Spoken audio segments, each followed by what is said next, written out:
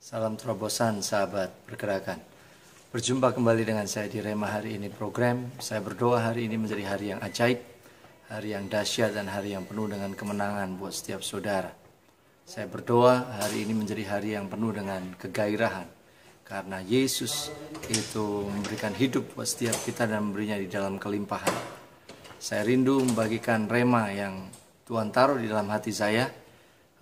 Mari kita sama-sama baca di Matius 26 ayat 31. Maka berkatalah Yesus kepada mereka, malam ini kamu semua akan tergoncang imanmu karena aku. Sebab ada tertulis, aku akan membunuh gembala dan kawanan domba itu akan tercerai-berai. Kebenaran ini, ayat ini memang ayat yang dinubuatkan oleh kitab Zakaria yang menceritakan tentang Kristus. Tetapi ayat ini berbicara dua hal di dalam hati saya.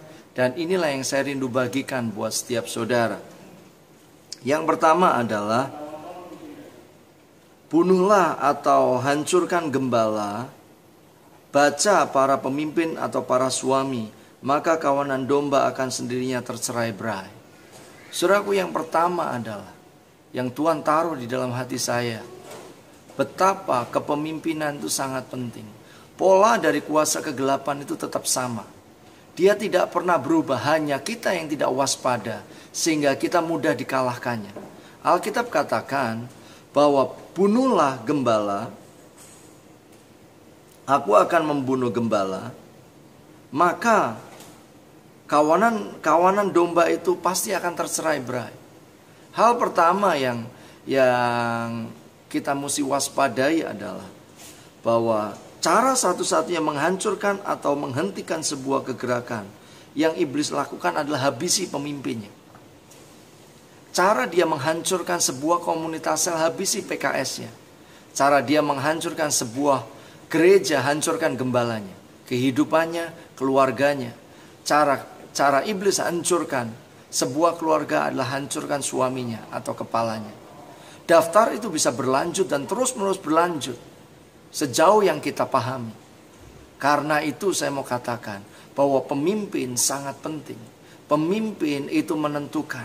No vision, no leaders, no vision. No leaders, people perish. Tidak ada pemimpin, maka tidak ada visi. Dan kalau tidak ada pemimpin, maka semua akan binasa. Itu yang tertuang di kitab Hakim-Hakim. Hakim-hakim katakan bahwa pada zaman itu tidak ada raja atau tidak ada pemimpin di antara orang-orang Israel. Setiap orang berbuat apa yang benar menurut pandangannya sendiri. Saudaraku, kalau saudara memegang tanggung jawab kepemimpinan, jaga, minta Tuhan, didik hati saudara. Jaga hidup saudara. Kenapa? Karena saudara berpengaruh. Buat 10 orang, mungkin 50 orang, mungkin 100 orang, bahkan mungkin ribuan orang. Percayalah, kepemimpinan dieja dengan yang namanya keteladanan. Kita gak bisa katakan seperti ini, oh lihat Yesus aja, jangan lihat aku. Gak bisa. Orang mesti lihat saudara sebagai seorang pemimpin. Karena itu jadilah pemimpin yang bagus. Jadilah pemimpin yang takut akan Tuhan. Jadilah pemimpin yang benci kepada pengejaran suap. Dan jadilah pemimpin yang bisa diandalkan, yang setia. Yang kedua adalah, bunuhlah gembala, baca Kristus di dalam diri pemimpin, maka kerusakan dan kehancuran pasti terjadi. Gembala di ayat itu, ejalah dengan Kristus. Hal kedua, pengertian kedua yang Tuhan taruh di dalam hidup saya adalah, ini memiliki arti para pemimpin sudah tidak lagi berkomitmen untuk bersekutu dengan Kristus. Tidak membangun kehidupan yang berpusat kepada Kristus dan tidak mengarahkan hidupnya untuk menjadi serupa dengan Kristus. Bunuhlah kehausan para pemimpin akan Kristus, maka dengan sendirinya pemimpin akan berjatuhan. Pemimpin, lepaskanlah hidupmu dari Kristus, maka engkau tidak akan pernah ada apa-apanya. Karena itu rahasia pemimpin tetap kuat dan tetap bertindak adalah jadilah kuat oleh kasih karunia di dalam Kristus Yesus. Ada sebuah kebenaran yang menarik. Dikatakan, tetapi aku mau supaya kau mengetahui hal ini, yaitu kepala dari tiap laki-laki baca pemimpin atau suami ialah Kristus, kepala dari perempuan ialah laki-laki, dan kepala dari Kristus ialah Allah.